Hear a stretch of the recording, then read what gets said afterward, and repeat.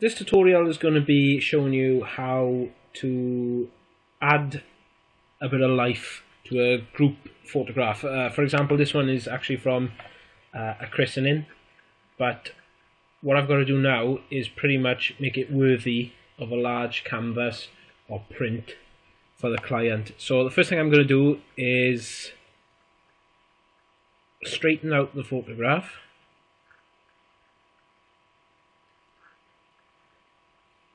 Which in turn will crop some unwanted spaces. Okay, when I'm happy with that, fab. The next step, I'm just going to inject a little bit of warmth to the image, so I'm just going to slide the temperature up, probably to about this sort of range, the 6,500 mark. Okay, I'm going to leave the tint alone. I'll be leaving the exposure alone, but what I'm going to do is just add a little contrast, not too much, just around the 17 mark. Right, highlights. One of the first things that stands out about this photograph is the sky and the whiteness of the clothing in the photograph. So I'm actually going to bring my highlights down a fair amount, probably down to about, yeah, that's about right, minus 86.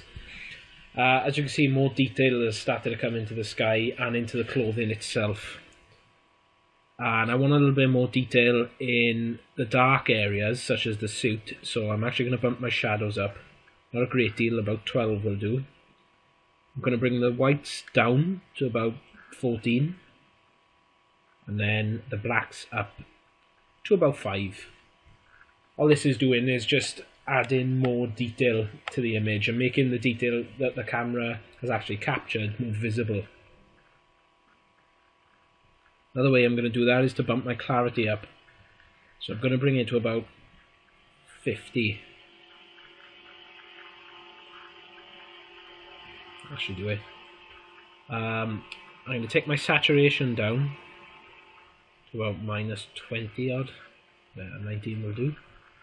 Then I'm going to bump my vibrance up a considerable amount, around the 70 mark. That'll do. Well, okay, so we'll look at our tone curve. I'm going to inject a little bit of highlight, say about around the 10 mark. I'm going to bring my lights down, not too much, 11 will do. Darks, bring them up, and then the shadows, bring them up, so about 22. That'll do. So that'll even out the amount of detail we're seeing in the overall image. Okay, so I'm going to have a look at HSL, which is hue, saturation, luminance, and I'm going to be going on to luminance. And what I'm going to do, the most eye-catching thing about this photograph is the grass, it's the colour green.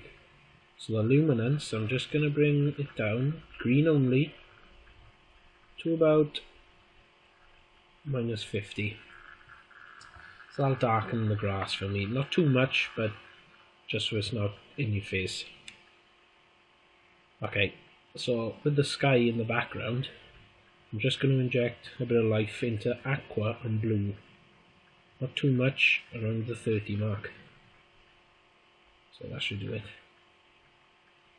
Okay, so we're going to look at saturation. What I'm going to do is going to add a little bit of saturation to the green. 22 will do the trick. Aqua, I'm going to bring it up around 20. I'm going to bring blue down slightly, 18. Just so it evens out the sky a little more. Okay, so we're going to look at detail. Let's have a look here. Okay, so I'm going to bring the sharpness up to about double what it is already, say around 50. Just get a little bit more detail. And what we're going to do, using this method, you're probably going to get some chromatic aberration, but what we're going to do is use a little tool on your lens corrections. Tick this little box, remove, and as you can see, the purple and the green has gone from the edges. Sometimes you'll tick the box and there'll still be hints of purple. If you do get that, just have a play with the amount tool here. I'll leave it on 0 because it's done the trick as it is. Okay, make sure you're happy with that now. Any adjustments you want to make, I'm just going to straighten it out a little bit more. Looks good to me. Now for a bit of vignetting. So I'm going to bring the amount down, not too much. Say about, yeah, minus 17 will do. So we're dimming the sky around the edges of the grass, the trees here. So what I've pretty much done is draw your attention to the family in the photograph. They are the brightest portion of the photograph, and they're not slap bang in the middle, they're just over slightly, so you are more drawn to them in the portrait.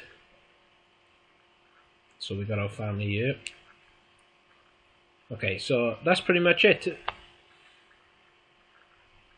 Like I always say, it's always best to experiment with what you've got. This editing technique works well if you are taking outdoor portraiture, if you've got bright clothes, overcast sky, just so you can tweak it and get more detail in the image. Like with the blown out sky, we've got some detail in there. You can see cloud in the distance. We've got a bit of colour in there, not too much, because we don't want anything to distract us from the family. So we don't want an overly blue sky. The grass, by using the highlights and the shadows, you can see all the detail in the grass perfectly, in the trees. By bringing those highlights and those whites down, we've got more detail in the clothing, so it's not just blown out. And if I just show you quickly another image unedited, you'll see what I mean. So we've got a bright sky, bright clothing, the grass is really dull, the trees are dull. What we've done is injected quite a lot of life into that. To me, that image would be worthy of a nice canvas or a nice large print for the client. So yeah, give it a go. Experiment with what you've got. Have a play around. Obviously, if you do an indoor portraiture, it might be a little different. Might be a bit of a different outcome. But this works really well for outdoors, especially if the sky is a little too bright. This photograph was actually taken in the evening, so yeah, just have a play around, go from there. Remember some of the most important things: highlights, shadows, and clarity. Get your colours right. You don't want overbearing colours. You don't want the, you know, if you are taking a photograph of a family or a group, the last thing you want is to have greens in your face, blues in your face, distracting you from them. And the vignetting is very important as well, just so we can keep that circular attention here to the actual family. Okay, well. Hi, this is Valerie Getch. Have you been trying to take portraits of your kids and they're just not coming out the way you want? Maybe the lighting just isn't quite right, or you're wondering how you get that cool background blur that you see in professional portraits? Well, I have a great course for you on family portrait photography. I'll show you how to choose the right lens, give you tips on natural lighting, what settings to use to get that pretty background blur, and I'll show you how to enhance your photos in post-production. Learn more at valeriegetch.com/portrait-course.